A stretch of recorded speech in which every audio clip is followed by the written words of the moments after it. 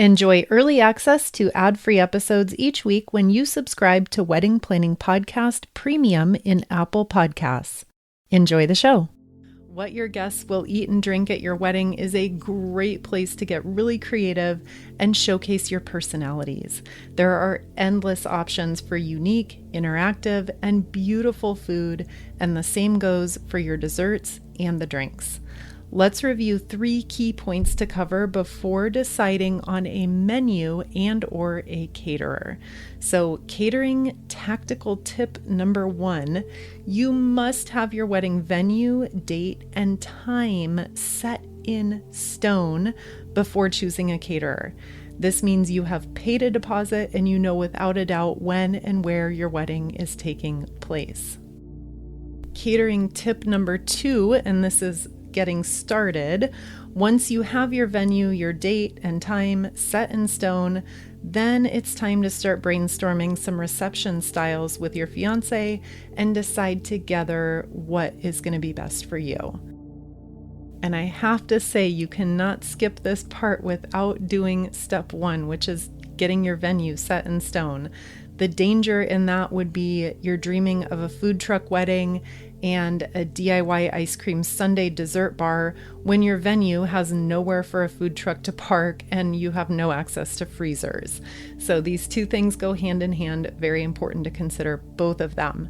So as you start brainstorming, here's a list of some popular catering options that you can consider, and no need to write these down. You'll find them all listed within the written portion of this meeting. So first of all, we have the traditional seated meal. This is where your guests are all going to be seated at their tables, and then they will be served a pre-made plate by waitstaff. This is also, generally speaking, going to be the most expensive form of catering.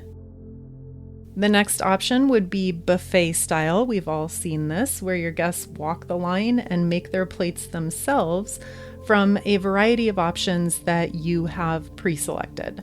And of course, buffet style is going to be more affordable than the seated plated meal. So that's an opportunity to cut some cost if that's something that is important to you. Another option are food stations. So food stations are very similar to buffet style, but this is kind of an updated spin, and it includes various stations throughout the venue, each one serving a different style of cuisine. So for example, you could have a risotto bar with a bunch of different toppings, you could have a seafood station, and you could have a gourmet slider bar with mini burgers and french fries and milkshakes. This style of catering gets major points with me because I think there's a lot of opportunity here for creativity and also for lots of guest interaction. So as guests are getting up and kind of grazing at these various stations, it just opens up a lot of opportunity for connection and conversation and makes for a really fun meal style. And the brainstorming doesn't stop there. The meal timing itself, you have a ton of options there as well. So depending on your wedding day format and the setup, you do not need to serve dinner. You can consider hosting a wedding day brunch, a midday luncheon, early evening cocktail and hors d'oeuvres. You could simply serve coffee and donuts if that's your deal. So whatever is important to you, whatever fits your budget, whatever your priorities are, just make sure you're always considering those and honoring those things.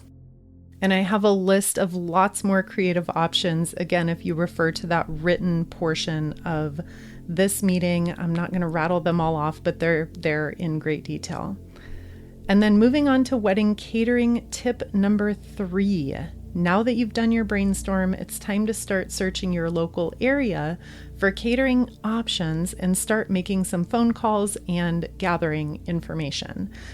Availability and pricing will vary greatly based on your location, the time of year, the type of food, etc. It would be impossible for me to list any quotes for catering. It's just too much of a wide range. If you get stuck in this process, so for example, you are in love with a vision you have in your head of a really elaborate, really gourmet charcuterie option, but you cannot find a caterer who seems to do a large charcuterie appetizer setup, Then, my friend, it's time for us to get really creative. Ask if a caterer will work with you in letting you shop for unique gourmet ingredients that might not be on their standard list of menu offerings, especially with an appetizer spread or a dessert bar. Bookmark that. We're going to come back to desserts. Think to yourself, could you set that up on your own? Shopping for and setting up a gorgeous appetizer spread is totally doable, not to mention much more affordable than what a caterer would charge you for a comparable spread. Projects like this, when you're doing your own appetizers or making your own dessert bar, this also creates a really meaningful way for you to connect with your loved ones in the coming months. As someone personally who did DIY catering for our wedding, and I'll go into more detail in just a minute, I will say that hands down, some of the best wedding memories I have are of me, my mom, my now husband, my sister, and my aunt dreaming, scheming, planning, and ultimately executing a really unique, show-stopping meal experience at our wedding. We spent countless hours together bonding and having fun over this really special shared experience. We all love to cook, and I wouldn't trade that time spent and those memories for any fancy caterer in a million years. With that said, I am obligated to mention that DIY catering is not for everyone. And I mean, it's really not for everyone. There are certain perfect storms where it can work out like a dream, and it's a wonderful opportunity to save a whole ton of money if you're on a really tight budget. But to even consider making the food on your own, you should be 100% willing to do a ton of extra research and a ton of extra work. Building a menu, pricing everything out, shopping, and detailed planning ahead are all going to be key to pulling this off. And you'll also 100% need to hire some kind of help on the actual wedding day in terms of servers, bartenders, wait staff, etc. And again, I'm bringing all of this up because I am the crazy person who actually did DIY catering for a wedding, and it worked. John and I together, countless hours of work and research. It was so fun.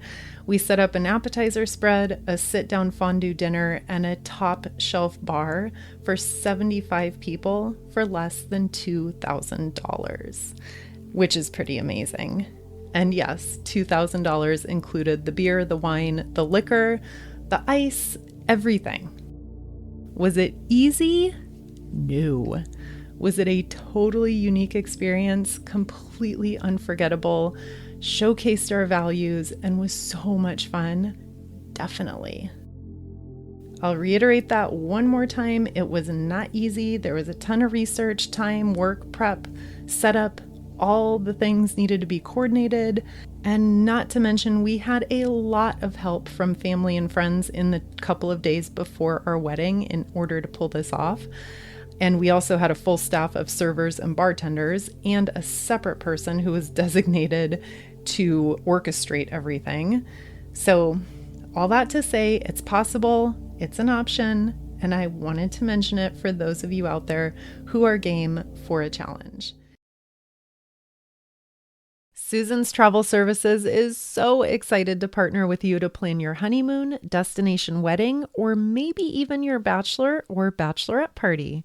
Susan and her team have been planning dream vacations for 27 years, and they are truly the best in the business for start to finish planning services. Travel and new experiences are incredibly special to me, and Susan and her team have helped me plan some unforgettable vacations, including a bachelorette party in Cabo and a family anniversary celebration in Cancun. They meticulously researched the best all-inclusive options for us based on some very specific priorities, and the professional assistance in choosing location, resort, activities, and transportation was absolutely priceless. From all-inclusive resorts in Mexico and the Caribbean, overwater bungalows in the Maldives, or that African safari that you've always dreamed of. Save yourself hours of research and guesswork and let Susan and her team find you the best options for a once-in-a-lifetime vacation. Reach out to Susan and her team today by emailing info@susanstravelservices.com and be sure to let her know that I sent you and get $50 off your final booking or $200 off your destination wedding. Her email one more time is info@susanstravelservices.com. And how could we have a conversation about food without talking about desserts? Desserts are another wonderful opportunity for you to get creative and really showcase your personal favorites. And I'll say desserts definitely fall into the easy DIY category along with appetizers. So enlist the help of your family and friends, and a beautiful dessert bar is really easy to set up on your own. It's also a great opportunity to showcase family recipes and personal favorites, and this is a really easy way to add an incredibly sweet touch to your reception and to your guest experience. And moving on through our conversation on catering, let's talk about some miscellaneous variables that you'll need to consider. The first thing here, I'll say your catering vision simply must be compatible with your venue. Back to our earlier example that I gave at the very beginning of this meeting, you can't have food trucks if your venue is located smack in the middle of downtown and has zero parking. You cannot have a DIY ice cream sundae bar if you have no access to freezers. And you can't DIY a fondue meat dinner without access to a refrigerator and ample space to prep and store the food. It all makes perfect sense, right? But sometimes in our imagination and in our vision, we get so excited about things that we tend to overlook the very obvious logistics. So just always be sure that you're considering your venue and considering the overall capabilities and the overall resources that you have on hand. In my DIY fondue example that I gave just a minute ago, we had full access to a gourmet kitchen, which included 2 full-size refrigerators and plenty of prep space, and we had access to that for 2 whole days in advance of the wedding. We never could have pulled that off without that space and without those resources. So don't bite off more than you can chew in terms of what types of catering setup your venue is going to be compatible with. You could wind up stuck with a ton of wasted time and money, not to mention a complete surprise disaster on your wedding day. And then to wrap up our conversation, we have 2 more sections here. Money saving tips is first. My number 1 tip for controlling your catering budget is to limit the number of guests you invite to your wedding. Again, very simple concept, and we discussed this in great detail when we reviewed budgeting and building your guest list, and catering is one of the biggest reasons why. So be forever cognizant of the expenses, and the second tip here is to swap and save. So pay attention and be alert to where you can make some really easy swaps to save money. If you're not satisfied with the initial quote you get from a caterer, then ask them, what can we do to save $1,000 or $2,000 or whatever your target number is? The caterer should be able to suggest some alternative food items and or service styles to get you closer to your targeted budget. And last point here in money saving tips, be creative. I'm going to run you through a quick exercise. In 30 seconds, we're going to rack up $1,000 in savings. Okay, ready? First one, your guests will not know the difference if you don't host a midnight snack from a fast food restaurant in addition to the main meal, so skip it. If your caterer is charging $6 per person for cheese and crackers, do your own appetizer spread like we outlined above. And if you can't find a reasonably priced wedding cake, enlist the help of your friends and family, and everyone make a couple dozen of their favorite desserts to arrange on a really meaningful and beautiful dessert bar. Just like that, $1,000 back in your pocket. I could go on. And don't you worry, I would never wrap this conversation up without talking about the cocktails. So let's talk drinks, non-alcoholic, beer, wine, and liquor. I'll start with the completely obvious, which is for maximum savings, limit your wedding day beverages to water, tea, lemonade, sodas, coffee, non-alcohol. That is certainly not for everyone, but for many families and friend groups where alcohol is an issue for some, couples find it less stressful, not to mention much less expensive, to skip the beer, the wine, and the cocktails altogether and host a dry event. This means less drama, less cost, and less headaches, literally, for everyone. When I talk to couples about the possibility of hosting without alcohol, inevitably I have people ask, but what will people do? What will people think? What if people sneak in booze? What if people pregame in the parking lot and come in drunk? My first response is that affirmation that we've heard many times before. You cannot control the actions or the inactions of others. My other response is people will get over it if they can't have a beer at your wedding.